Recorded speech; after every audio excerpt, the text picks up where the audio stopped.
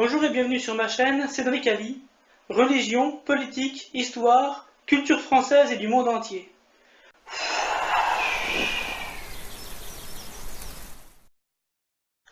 Vous pouvez vous abonner, mettre des commentaires, mettre des pouces bleus et n'oubliez pas de mettre la cloche pour avoir les autres revues de presse et les autres vidéos de ma chaîne.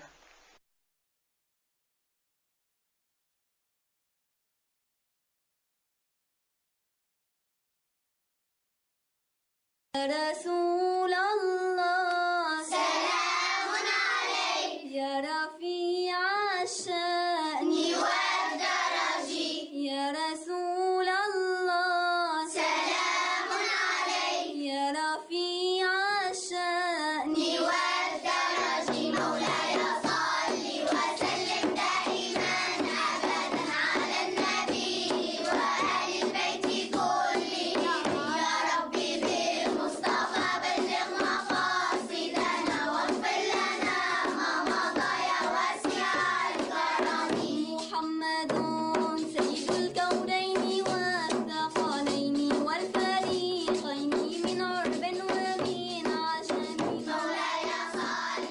Après avoir érigé la toute première mosquée de l'islam et la plus importante partie du Coran déjà révélée, Mahomet, à côté de son statut de prophète et d'envoyé de Dieu, exerçait pleinement à Yatrib son rôle d'arbitre politique.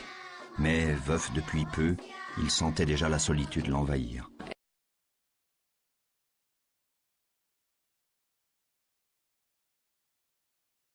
مؤمنات جاءت تخرج النبي صلى الله عليه وسلم من حالة الحزن التي يعيشها إلى النبي وقالت يا رسول الله ألا أتزوج؟ قال ومن أتزوج؟ تقول أحب خلق الله إليك بنت أحب خلق الله إليك. ووردت أيضا أحب خلق الله إليك عن عائشة. نعم. ففي شيء يبدو أن السيدة عائشة من طفولتها ظهر فيها علامات النجابة والنبوغ والذكاء. كان شيء هناك محمد صلى الله عليه وسلم منجذب إليها. طفلة صغيرة السيدة عائشة، ولكن منذ هذه الطفولة كان هناك توجه عاطفي من قبل النبي لها، كان يحبها ولا شك أن لها ميزات ممتازة جعلت النبي صلى الله عليه وسلم يميزها ويؤثرها. نحن في عصرنا قد نستهجن هذه الفوارق في العمر وفي السن، لكن يبدو بهذاك العصر ما كان له قيمة أبدا موضوع السن والعمر. المهم أننا نرى الزواج ناجح يمشي بنجاح، والسيدة عائشة كانت إلى أقصى حد محبة ومتفاعلة مع النبي صلى الله عليه وسلم، لم تشعر بأي ظلم أنه هو أكبر منها بكثير. حصلت الخطبة ولم تتزوج إلا بعد الهجرة بسنة أو سنتين تقريبا.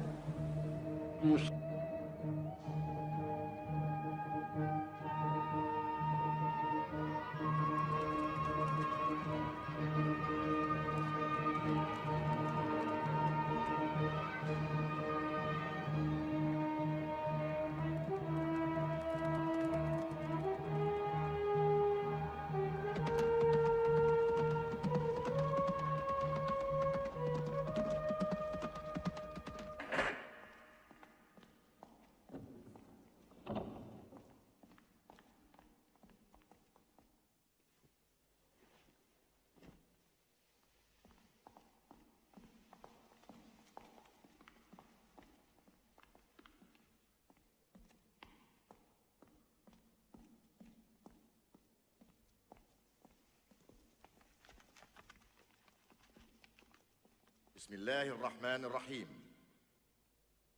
من محمد رسول الله إلى هرقل عظيم الروم، سلام على من اتبع الهدى. أما بعد، فإني أدعوك بدعاية الإسلام. أسلم تسلم، يؤتك الله أجرك مرتين، فإن توليت فإنما عليك إثم الأريسيين. He speaks of a new prophet in Arabia. Was it like this when John the Baptist came to King Herod out of the desert?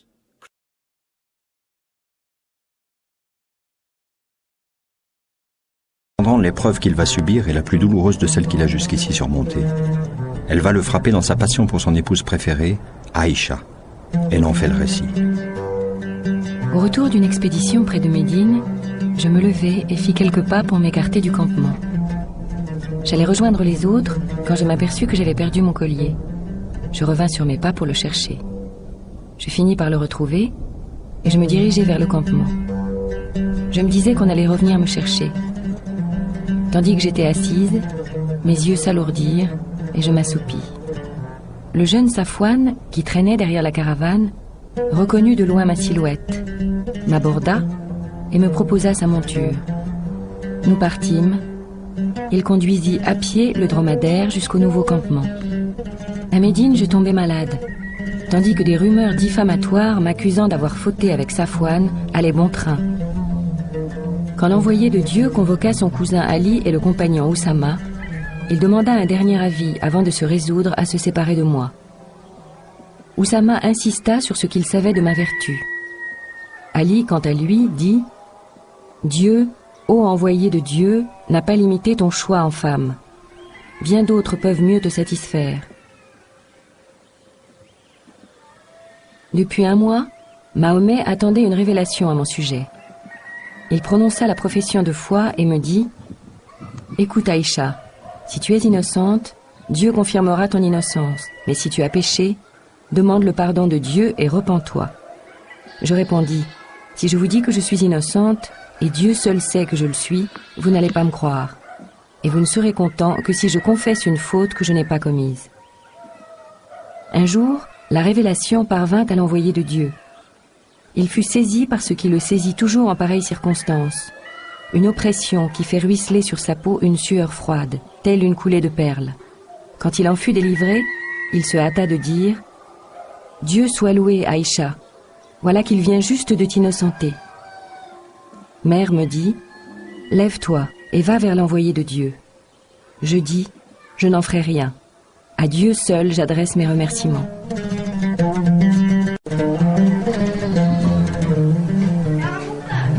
Voilà qu'on insiste à la naissance de l'espace public, de l'opinion publique. Le soupçon qui a pesé sur Aïcha, dissipé par la parole de Dieu, a eu des conséquences législatives de première importance. Avant que la loi n'intervienne, il est nécessaire qu'elle constate et dresse le procès-verbal. Alors, qui regarde qui pour en juger? Au grand jour, le problème du témoignage ordinaire a été résolu. Pour les délits courants et les contrats, 2 témoins suffisent. Reste la pénombre de l'intimité sexuelle. Ici, pour tout dérèglement, l'adultère par exemple, 4 témoins seront nécessaires. Qui regarde qui pour en juger? Personne. Personne ne doit commander le regard. Dieu seul peut illuminer de son regard la cité en train de naître.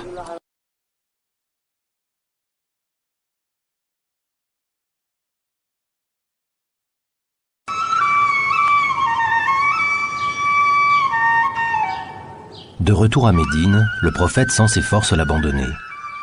Un matin, il exprime à ses compagnons le désir d'aller au cimetière saluer ceux qui sont tombés pour l'islam. Puis il se rend chez lui auprès d'Aïcha, et il dit « Qu'on m'apporte de quoi vous doter d'un écrit qui, si vous le suivez, vous prémunira de l'égarement. » Une querelle éclate alors. Abou Bakr et Omar disent « Que lui arrive-t-il? Est-ce le délire ?» Il pense qu'il ne parle ainsi que sous l'emprise de la douleur, et qu'avec le livre de Dieu, nul besoin d'un autre écrit. Par contre, Ibn Abbas, cousin de Mahomet et futur allié d'Ali, demande qu'on apporte de quoi recueillir le testament du prophète. La discussion prend une telle ampleur que l'envoyé de Dieu, excédé, leur demande de se retirer. Hadith rapporté par Ahmed. Et là, pendant que Aïcha radiallahu anha tenait le prophète sallallahu alayhi wa sallam appuyé sur sa poitrine, Abdurrahman ibn Abi Bakr radiallahu anhu, il est rentré. Il est rentré et il avait un siwak à la main. Il avait un siwak à la main et le prophète sallallahu alayhi wa sallam ne cesse de regarder ce siwak. Et Aïcha radiallahu anha, il a dit, est-ce que tu veux ce siwak? Et il a fait signe qu'il veut ce siwak-là. Et puis, Abdurrahman ibn Abi Bakr, radiallahu anhuma, il a donné le siwak à Aïcha, il a donné le prophète sallallahu alayhi wa sallam, il l'a mis dans sa bouche, mais il n'a pas pu se frotter, il était dur. Et Aïcha lui a dit, est-ce que tu veux que je le ramollisse? Et il l'opina par la tête, sallallahu alayhi wa sallam, et il mâcha ce siwak-là, et il a donné le siwak au prophète sallallahu alayhi wa sallam, et il s'est frotté, mais vraiment intensément, la bouche avec ce siwak-là. sallallahu alayhi wa sallam, est toujours adossé de la poitrine de Aïcha radiallahu anha. Et à côté de lui, sallallahu alayhi wa sallam, il y avait un récipient d'eau et il y plongea à chaque fois, sallallahu alayhi wa sallam, il y plongea la main et il essuya son visage. Il dit la ilaha illallah, il y a dans la mort des douleurs. Le prophète sallallahu alayhi wa sallam, il dit ça, il a senti ces douleurs-là, sallallahu alayhi wa sallam.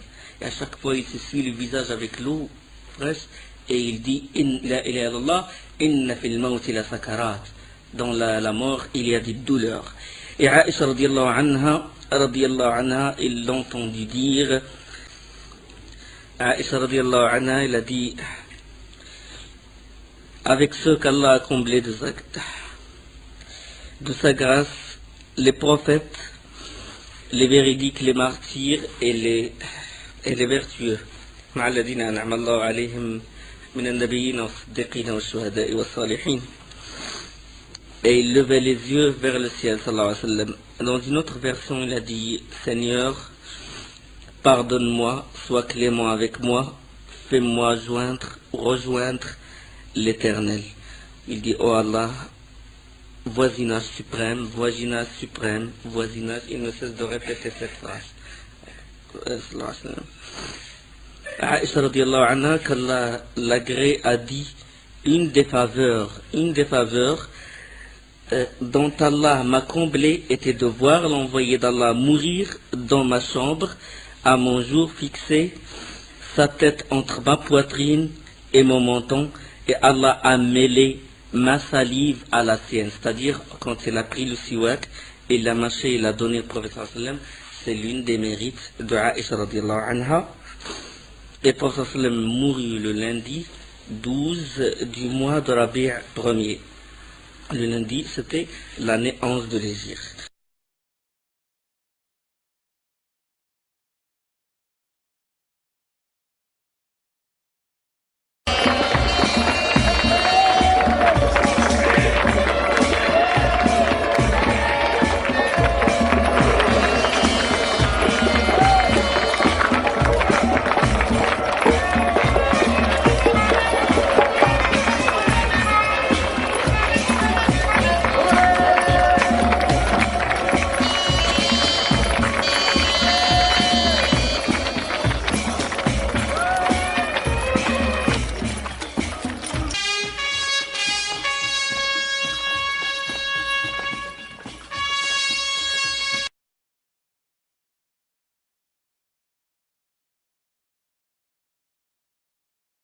سيدنا محمد صلى الله عليه وسلم انه عرف اجله دنا وحيشتد به المرض، طلب من زوجاته، قال لهم انا اذا بدي امراض واموت في بيت عائشه، لانه كان يحب عائشه حبا كثيرا، يعني يفضلها على زوجاته، وكانت عنده دائما لا تتركه، كانت الحمى تاخذه اخذا شديدا، وكلما الحمى اشتدت كان في يد عائشة وعاء فيه ماء فيقول لها يا عائشة امسحي لي وجهي، وطرق الباب فقال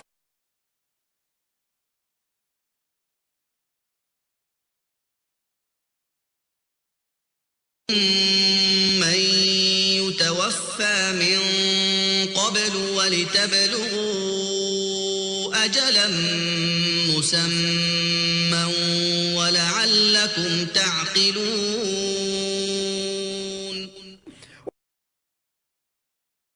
أعوذ بالله من الشيطان الرجيم. بسم الله الرحمن الرحيم. النبي أولى بالمؤمنين من أنفسهم وأزواجه أمهاتهم.